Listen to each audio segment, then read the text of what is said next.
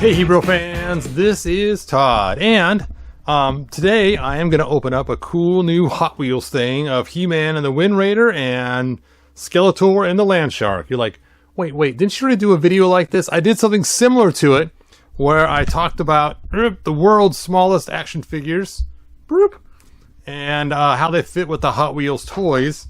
Hold on a second, I got one over here. Oh, where is it? I don't know where the other... Oh, there it is. That's what I get for trying to do a video. But see, here's how it comes normally. And, oh. I'm breaking stuff behind me. Sorry, you guys. You're like, what the heck? This guy is so unorganized. You are correct. I am. Anyway, and I just love Hot Wheels cars that are actually miniatures of the real vehicle. It's kind of like the Scooby-Doo van. I always wanted to get that as a Hot Wheel car, but they'd always sell like Hot Wheels with characters' faces on everything else, but not the actual real thing you'd see in the cartoon. Like, look at this cool Thunder tank. Oh. So, anyway, being I really like action figure stuff, and in the comics it shows Skeletor with his war planning table, and he's showing, you know, basically how they're going to attack or whatever they're going to do. And so I did a video on, do these guys actually fit in the vehicles? And in one of the things we talked about, yes, you can get them onto this thing pretty easily. That's pretty cool. Put their little hands up there and actually have them look like he's driving. And so that's always fun. But when it comes to the Wind Raider, you have to actually probably cut the figure in half and stick him in there or something else, or break his legs off at the knee. And then it dawned on me they made that set that you can actually have them already included. And that's what this set is right here. And it has Land Shark, which I don't have yet. So bonus. So I went on eBay and I just happened to pick this up. And I'll put a link in the description so you guys can check it out yourself. And then we'll compare these to the world's smallest action figures and see if I can already tell they're not the same. Wow. I thought they did it with a conjunction with the world's smallest action figures, but they did not. Here is the back of the box, and I'll line it up, and you guys can pause the video and read the whole entire thing. Wow. There is quite the long list here. And the He-Man minifigure. That's just so crazy that they didn't just partner with the world's smallest action figures. You can see they're different, but, you know, let's check it out, because I just assumed that's what they did, but I was wrong. So mine's still sealed, which is cool, the one I got from eBay. And let's open this up.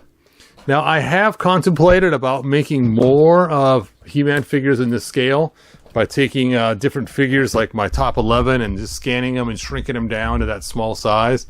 But I don't know how I feel about painting all of them. That's a lot of painting.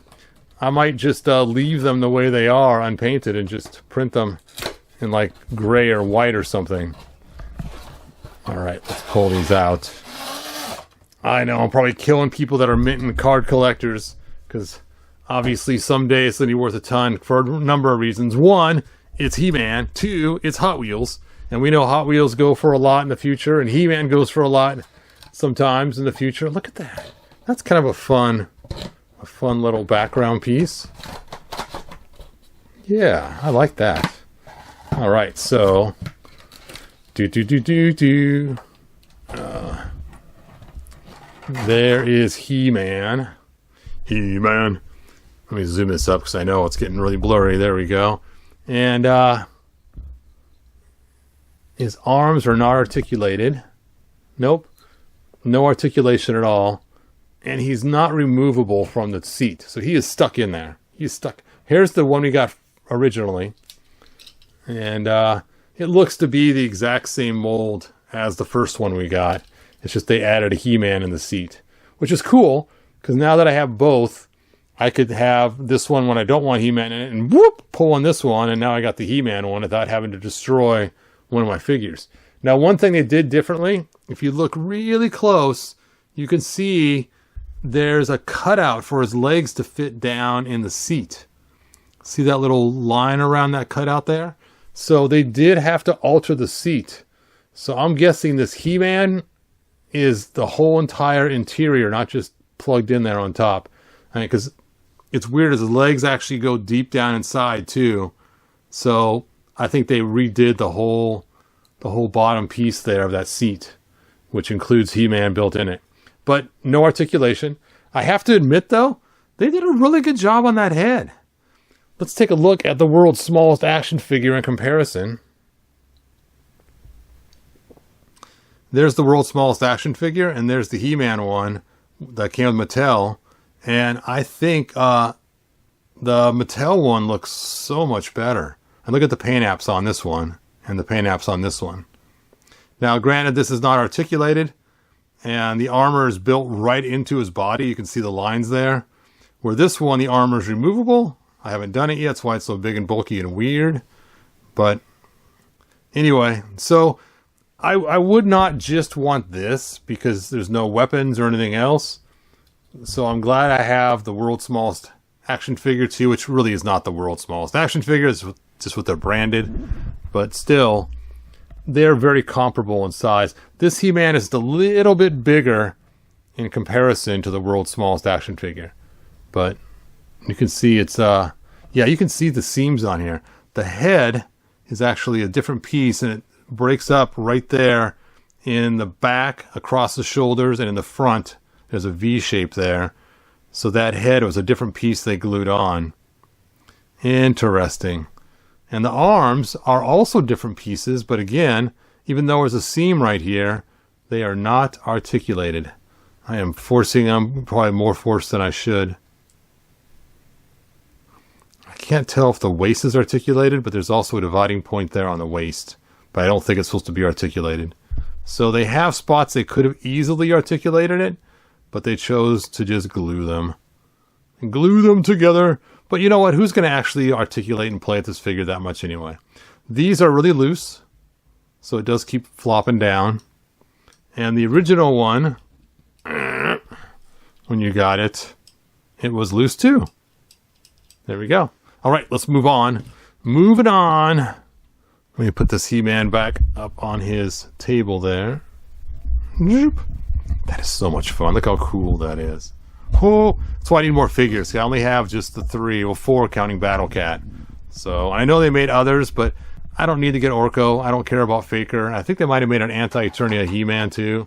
I just don't care about those ones. But I would have really loved Trapjaw, Beastman, Triclops, Evil-Lyn, you know, Man-E-Faces. Not just remolding. Okay, here's the Skeletor one.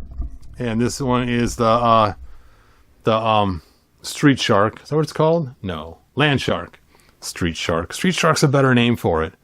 Street Sharks. Anyway, and that's funny. Oh, the engine fell off. Losing the engine. There we go. Is this gun... losing the engine again. I'm going to have to glue that so it doesn't get lost. Okay, this gun on this little miniature Land Shark is actually made better than the Origins Land Shark. And let me explain. Let me do some explaining. So here we have...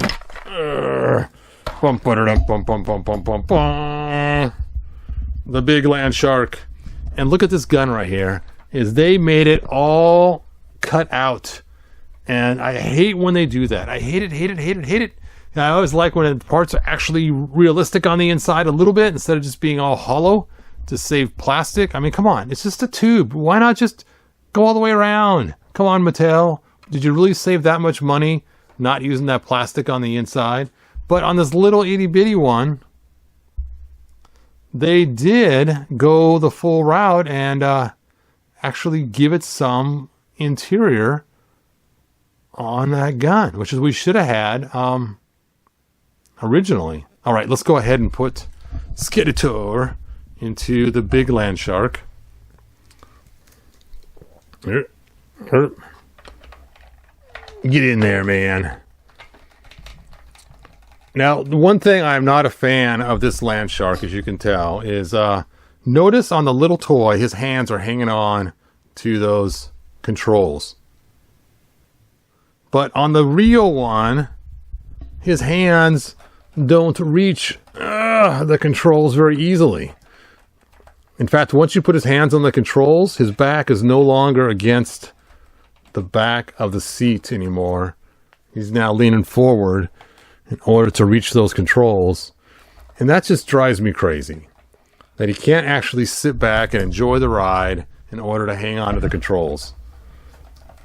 Actually, you can't even get him in there because his feet are in the way. So one time I did design some other controls that sit right here for him to hang on to, which works way better. I don't have them right now. I think I ended up tossing them because I didn't want to work on this figure toy anymore. But there we go. It's just so funny. It's his hood ornament. He has a baby land shark on his land shark. Oh, you know what? Let's see. The toy, the big one, the mouth opens and closes when you push it forward. Let's see if the little one does. I haven't tried this out yet, so I have no clue if it does or not. Okay, let's put the gun down first. And let's push this forward. Nope. Ooh. Does not have any kind of mechanical feature. But the jaw does open on its own. But they didn't give it any kind of cool little lift with this wheel. Which is funny because that wheel, that could have done it.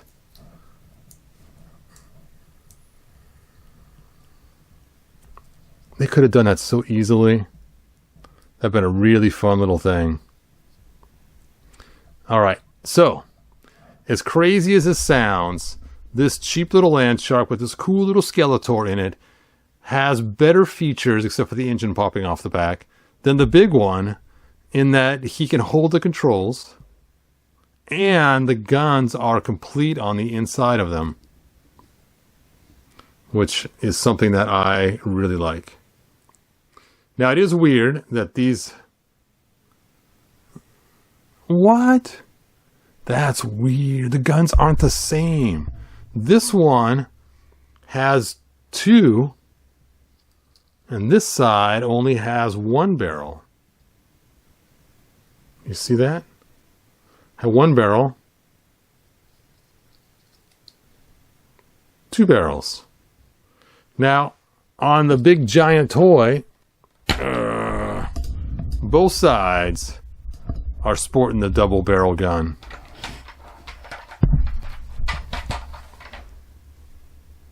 That's so weird. Now I need to go back and look at the original. I might post a picture in this video showing the original. Okay, let's go ahead and look at this Skeletor versus the world's smallest Skeletor. Oh, he lost his Havoc staff. So again, the scale's slightly different. The scale is a little bigger for the one in the thing, and it is made much better. I mean, look at this face. That is horrendous. And look at this one. Mattel did a spectacular job. Man. I mean, if you didn't know this camera was zoomed up, you would just think I had a regular 5.5-inch Skeletor with that head, that face. That is beautiful. I'm loving it. And then again, the armor. This armor is removable on the world's smallest action figure, where this one is not removable, so they have the advantage of just being able to detail it out as part of the sculpt. But look at the paint apps on this. No smudges, no weird missing spots. I am like super impressed. You know what? His back's not against the seat. I almost wonder if they just took and used this big one here and put Skeletor in there and had his hands hang onto the handles and scanned it in. And that's why his back's not against the seat, because it doesn't do it in the toy. Let's just check this distance. He's going the distance. Okay. You got to get his feet set up so you can get all the way in there. Bend those knees.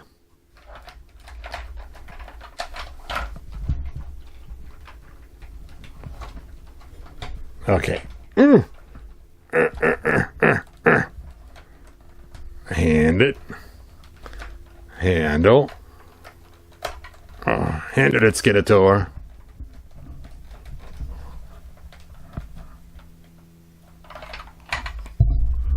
And look at the gap. And look at the gap. It is about the same gap between... Focus, focus, focus. Come on. I'll have to 2 times it. Boop. So the gap is about the same. So I am guessing somebody scanned it in, the real toy, and used that and modeled it from that point because of the same gap in the back. That is hilarious. I almost love it more knowing that they did that, but yet they changed the gun. That is funny. That is hilarious. So they must have remapped the guns from scratch, but see, look at all the detailing on here.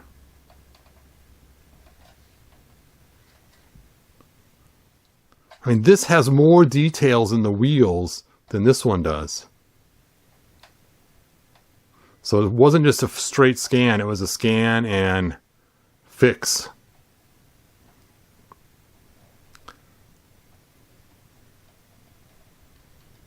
Yeah, see right here. There are 2 dots in there, but only 1 dot right there. Oh, nope. No, I take that back. We have this and that. Oops. We have this and that, but they're spaced differently. And see, even here, they're spaced differently too for this little piece. It's closer. So like I said, it's not a direct scan, but they definitely use this as reference. And I know that because of the gap in his back when he's seated. Because that should not be like that. That is funny. Anyway, that was kind of a fun exploration of talking about how those all fit in.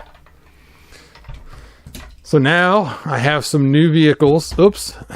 Beast Man. You clumsy oath. Now we have some new vehicles with figures in them to go along our cool little scene up here. Oh, it's so hard to get it to stay in his hand. Firmly grasp it. It's not going to work. Close your hand. There we go. Do-do-do.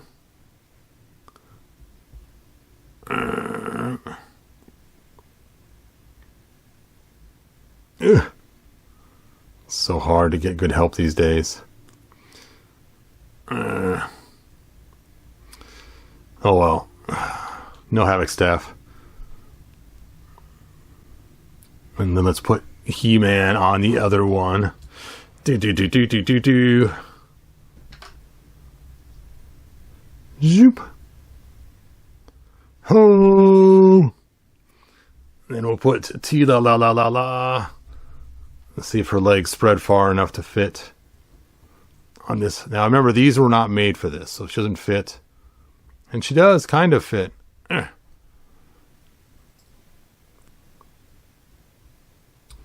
So much fun. All right, you guys. Thanks for joining me.